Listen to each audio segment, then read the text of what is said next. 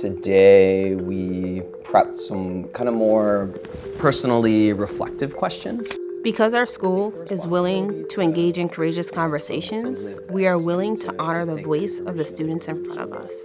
Do you think you've been taught a role based on your sex? How do these lenses affect how you view yourself?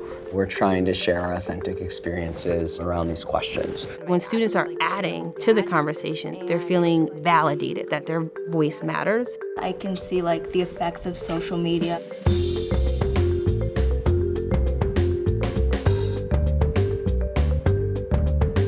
I can discuss whether or not Confederate monuments should be removed by listening to my peers and using evidence. At the Springfield Renaissance School, we build in intentional time for us to have an open dialogue with students about events that may not exist in the textbook. There are events happening outside of our building that trickle into our building, and we can't ignore it. Adults have to be able to have those courageous conversations, and that means that you have to be in a place where you understand how to navigate through that. I want to disagree with a lot of you saying that they're bad. I came in very nervous to engage in conversations about race and equity, and so I think acknowledging that that's okay. It is okay to be uncomfortable when you're having a courageous conversation, because that's part of the growth and learning.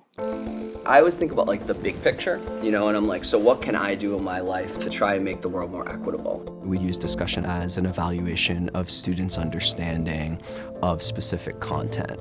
So in this case, the daily learning target was I can discuss the motivations behind the women's movement and consider connections to my own life. To prepare for the conversation, we had a document written in the 1900s called The Feminine Mystique, about the desire for women to do something more than just be a homemaker, a housewife. In order to have a good discussion, you need to have students who are willing to get beyond just sort of the surface level of things. If my grandpa says my cup's empty, she has to go and fill it. Getting them to talk about their families, their own biases, their own experiences. It can be hard enough to get a teenager to engage in a conversation. You're adding a huge roadblock if you're not giving them some very structured time ahead to really plan out what they're going to say. You need to acknowledge your own bias. But you could tell that there are a lot of things that she wanted to do that she couldn't because she had to take care of us. I know Mr. Glanis is one of those teachers that likes to connect everything back to current events. So by looking at how the feminist movement started in the 1900s and 1800s, we're connecting that back to how the feminist movement has changed from then to now. He makes it known that you are close to this history. You still have to interact with us daily based on the structures that we see in our nation. He makes us want us to be aware of ourselves and each other. And I think he creates a culture where we don't have the option to opt out. So last night I put my daughter to bed, I came down and sat on the couch, and I was sitting there and I was thinking, and I was like, all right, I'm gonna do the work just like the students do. So I started talking to my wife.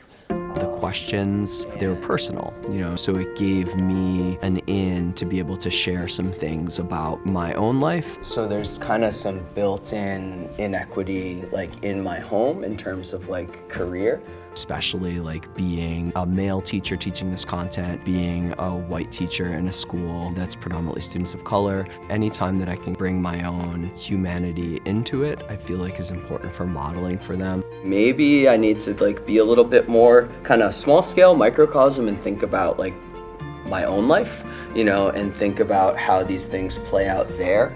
Mr. Galanis, he's trying to change other people's lives by examining his very thoroughly. And so I feel those are just things that he demonstrates in his classroom. So that's something that I hope to get better at. I was listening very closely to everyone's point of views. Women began to own their sexuality. It was something that they had that men couldn't have. Hearing other people's stories really opens an eye to see what it's like for other people. Women have been more sexualized openly, I think, today. I disagree with that because I think that's going back to putting girls into their gender roles, and I think especially in education, as a teacher, we have these insecurities about either talking about certain issues, being worried like, well, if I say this, then, you know, how are the kids gonna react? How are the parents gonna react? How is the principal going to react? So when you're letting yourself have conversations with your students that are hard, or conversations that people don't typically have, I feel like that brings a real shift to the kids, a real shift in consciousness. It makes me feel so like grateful for our generation to be able to move past that and understand that there are people that are completely different.